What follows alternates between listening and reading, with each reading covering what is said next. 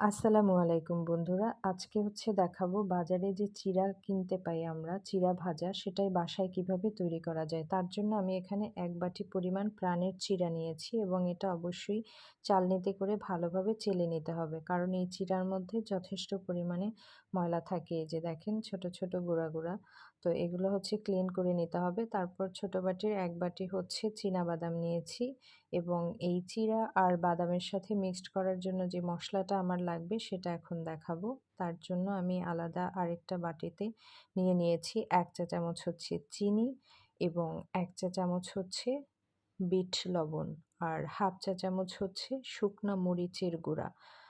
তো আপনারা এখানে চাইলে ১ চা চামচ মরিচের গুঁড়াও দিতে পারেন ঝাল পছন্দ করলে। যেহেতু এই চিড়াটা আমার ৫ বছরের যে সন্তান সেও খাবে, তার ভীষণই পছন্দের খাবার এটা। সেজন্য আমি ঝাল একটু কম দিয়েছি। আপনারা বাড়িয়ে দিতে পারেন। এরপরে দিয়ে দিয়েছি ১ চা চামচ চাট মসলা।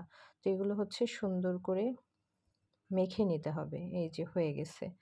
তারপর একটা ফ্রাই প্যান চুলার উপরে বসিয়ে ফ্রাই প্যান গরম হলে তার মধ্যে সয়াবিন তেল দিয়ে দিতে হবে। তেলটা যখন গরম হয়ে আসবে তখন সেই চিড়াগুলো দিয়ে ভালোভাবে ভেজে নিতে হবে। তো এভাবে যত চিড়াগুলা নিয়েছি আমি ১ বাটি পরিমাণ পুরোটাই এভাবে আস্তে, আস্তে আমি ভেজে নিব।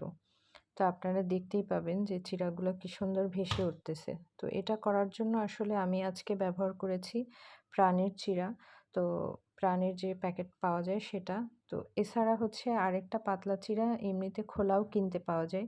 সেটাতে আরও দারুণ হয়।